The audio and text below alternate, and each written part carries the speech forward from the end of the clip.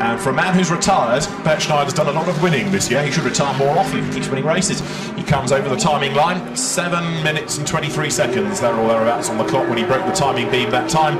He's up towards La Source, and he turns his way now out of the tight hairpin and plunges downhill once again. And that's how the sky looks. It's getting greyer, it's getting darker. And the race leader powers uphill once more. So Bert Schneider, all he has to do now to bring it home. No dramas for him, no dramas for the car, no dramas for the team that we've been aware of. Quick reminder of how we look in Pro Cup. That's your top six: Mercedes, Porsche, Audi, Porsche. And it means that the Pro Speed 75 is 5th in class, which is good for points. We talk about the overall positions because they are, of course, more relevant for the race, but in terms of championship you get points per class, and so 5th points for the Porsche is going to be very significant indeed, and the championship will be shaping up nicely for the 1,000-kilometre race at the Nürburgring, 22nd of September, and as I've been saying, it's a good weekend of racing that. If you fancy coming to have a look at Blancpain in the flesh, then I'd certainly recommend the last round of the championship. Great circuit and some good support races to keep you entertained as well. Here, the leading car, is this going to be one that's purely here for 24 hours, or could, if it scores a win here, the team be tempted back to race at the Nürburgring as well? Keep your fingers crossed that they will. Same true of the second place Manthey Racing team. So for Dieter Ebeling's team, Bert Schneider leads the way, and we're into the last 6 minutes of the race now.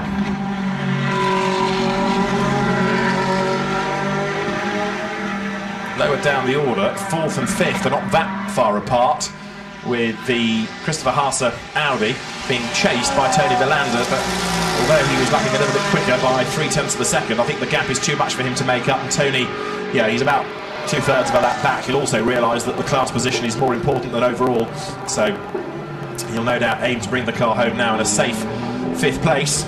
More Mercedes heading towards us, the Black Falcon cars, the second of which is Steve Jans, who is 4th in Pro-Am. There's the Pro-Am leader, Tony Villander, at the wheel out of La Source, now heading downhill once again. Matt Griffin looking a bit nervous there as he watches the clock tick away. Behind him is Alex Mortimer, Duncan Cameron with the long grey hair sitting at the front of the garage.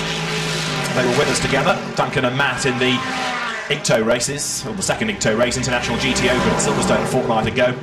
And now potentially class winners in the total 24 hours of Spa as well. Number 19 Mercedes heading uphill, that's had a fairly busy race.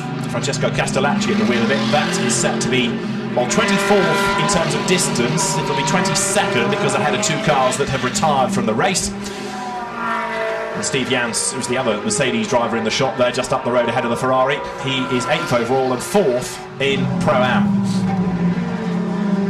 Tony Villander turning his way out of Bruxelles once more, downhill, going towards Speaker's Corner, and as he does so, then the 59 Ferrari that lost time early on in the race, but certainly fought back very impressively through the night. The team worked very, very well, got the pad and discs changed early hours of the morning, and is now looking good for a class win. There's Duncan Cameron, thumbs up. Matt Griffin still looking desperately nervous. Yeah, a smile is forced, but there's lots of puffing out of his cheeks there. He knows, and he said it to Jack early on in the race, it's not over till it's over, and we're 3.5 minutes away from it being over. And that's Fred Booby, who is still leading despite the drive-through penalty, the Gentleman Trophy. And it's a good job that the penalty wasn't more draconian, I think, for them, but Sofrev ASP is set to give Ferrari 2 class wins out of a possible 3 here, and for Patrice Guélard and the Jean-Luc Bobelic, Jean-Luc Blanchemin, this will be a 3rd win of this year because they won the class at Monza, they won again at Paul Ricard, and Ferrari very much has been the car to beat within the Gentleman Trophy. I think now Mercedes have decided it's time to celebrate because now the AMG flags are being readied, and for the first time since 1964 a Mercedes-Benz product is going to come across the line. The race rather different, indeed the circuit different. It's no longer the road course, it's the permanent circuit at Spa, and GT3 had never been dreamt of back in 1964. Bert Schneider, if he times this right, will be on his last lap, coming up to the line now. Let's see when he breaks the timing beam. He does so with 2:24 on the clock, so he's on his last lap because there is now less than a lap time left in the race. He can afford to back off his pace, and that timing line he has just gone across is where the race will end, but there will be a ceremonial waving of the checkered flag down past the endurance pits, the old start and finish line. You look at many of the photographs of the history of not just this race but Spa in general, it will always be with that as the backdrop, that part of the circuit. That's the old start and finish area, and the pit lane now only really used for endurance races here. So you've got the F1 pits, the endurance pits, but for Spa 24 Hours that dates back to 1924, big on heritage, and they're going to continue to use the endurance pits and that line as the start line and the ceremonial finish, although the race will have ended a corner before. 14 previous winners started this year's Spa 24 Hours, the 65th running of the event. One of them, Bernd Schneider, is going to come through victorious. His last victory back in 1989, as we've been saying during the race. Then it was in a Group A Ford Sierra Cosworth. Now, with the event having moved away from the European Touring Car Championship and saloon car racing in general to GT racing, which has been the absolute perfect way of rejuvenating what was a flagging event, Mercedes is going to come through victorious once again. This fourth round of the Blancpain Endurance Series, it's the first Blancpain victory for Bernd Schneider, and also it will be the first Blancpain win for the two Maximilians, Buch and Goetz. Up and down the F1 pits now, the mechanics from different teams getting themselves ready to cheer home their cars, standing on the pit wall, standing on the Pratt perch, and getting ready to cheer home the cars, which will have completed, in the case of the winner, 564 laps. Last year it was 509 in the rain, and it's been bone dry, much to the astonishment of many, right the way through this year. Here comes Bernd Schneider then, making his way up towards Blanchimont for the last time. It's been a gentle lap this, and understandably so. The car has just been faultless, no question about it. It has not missed a beat, and as it now makes its way up to the bus stop for the last time, the total 24 Hours of Spa of 2013 is won by HTP Motorsports, by Mercedes, by Maximilian Goetz, Maximilian Buch, and Bernd Schneider, who accelerates up towards the line. Mercedes wins the Spa 24 Hours of 2013. Victory to Bernd Schneider, Maximilian Buch and Maximilian Goetz. The door is opened. A delighted Bernd Schneider punches the air, waves to the mechanics to say thanks for all your efforts and to congratulate them as well as he heads down towards La Source. There's another checkered flag still to be waved, the ceremonial finish of the event. You can't overtake until you get there. You have to stay in order, and the Maximilians straight away face the media in the pit lane. They'll go to the podium. We'll hear from them, I'm sure, with John Watson very shortly. John's made his way down there to be part of the victory celebrations, and very happy scenes. We've been so used for the last couple of years to seeing the Audi part of the pit lane, the real centre of attention. Not this year. Mercedes comes out on top. That is going to be a very important win for marketing purposes back home. And for Bernd Schneider, having won in Dubai in 24 Hours earlier in the year, he's won the Nürburgring 24, the Bathurst 12 Hours. He now adds the Spa 24-hour victory to that list as well. What a season for a man who's theoretically retired from racing. Here's the second place car. Well, sadly, in the last 3 or 4 hours of the race, the Manthey-Porsche had to accept defeat against the Mercedes, but Marc Lieb, Patrick Pilet and Richard Lietz have given it their all. The car just not quite as quick as the Mercedes. Home it will come, second overall, second in the Pro Cup, and again, a superb effort from everybody connected to that team. The car just one lap down in the end on the winning Mercedes, and through in third place we have the Audi number 2 just coming through in the background. For honours in Pro-Am, here now comes the AF Corsa Ferrari. Tony Villander will bring it home, and those nervous faces we saw in the garage a few minutes ago hopefully now will break into big smiles. Matt Griffith was looking the most pensive, and let's see what sort of reaction the AF Corsa Ferrari gets. A single finger in the air. P1 in Pro-Am for Tony Villander for AF Corsa, and big cheers as he comes across the timing line. The Speed Lover Porsche in the background, that's not been the quickest car in the race, makes it home Whether that's going to be classified because of its lack of laps relative to the overall winner, I'll tell you when I've worked out what 70% of 565. The marshals congratulating all of the drivers, and the cars heading now to, in the case of the top three in each class, Parc Fermé, the drivers to the podium, and Bernd Schneider. If he can cast his mind back to what it was like in 1989 when he won, must think it's very different now. Spa has evolved, the race has evolved, and so is the level of competition. So Bernd Schneider, Maximilian Buch and Max Goetz, the winners outright. Second for Manthey Racing, Mark Lieb, Patrick Pilet and Richard Lietz.